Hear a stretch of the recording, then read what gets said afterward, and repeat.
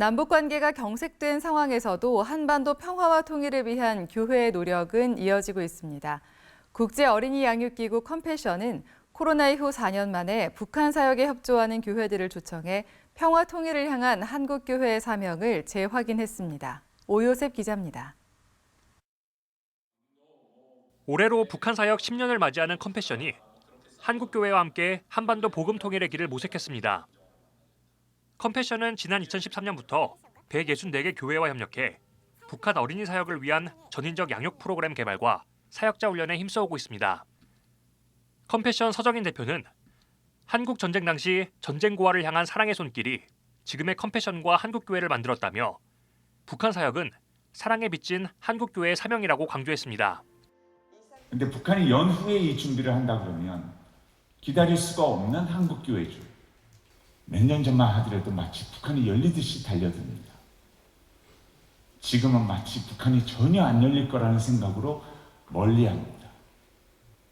저는 그때나 지금이나 동일한 마음입니다. 하나님의 역사는 하나님의 주권으로. 강연 발제자로 나선 이화여대 북한학과 박원균 교수는 북한은 하노이 협상 결렬 이후 사상무장을 강조하며 공격적 행위들을 이어나가고 있지만 이에 따른 반작용도 일어나고 있다며 코로나19 등 언제든 급격한 변화를 일으킬 수 있는 요인들이 존재한다고 말했습니다.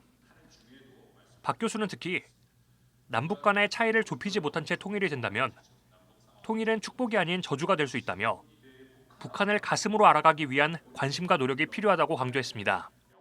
하나님이 이 통일을 허락하신 그날이 결코 저주가 아니라 민족의 정말 축복이 되기 위해서는 우리가 북한을 먼저 알아야 된다.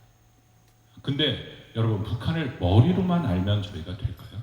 말씀드린 70년대가 이직감, 굉장히 다른 문화적인 차이, 그리고 끊임없이 받은 그들의 교육, 그런 것들이 우리를 굉장히 불편하게 할 때가 많이 있습니다.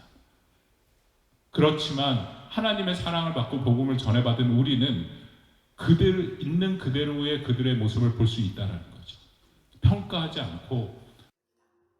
컴패션은 북한 전문가들의 자문을 받아 개발한 북한 사역 모델, 북한 사역 2.0 로드맵을 발표했습니다. 개방 전 단계와 제한 부분적 개방 단계, 전면 개방 단계, 최악의 경우 전시 상황 등 다양한 경우의 수를 염두에 두며 북한 개방 시나리오에 맞춰 북한 어린이들에게 전인적 양육 프로그램을 제공해 나갈 계획입니다. 또 국내 교회를 넘어 해외 한인 디아스포라 교회로까지 협력 범위를 확장해 나갈 예정입니다.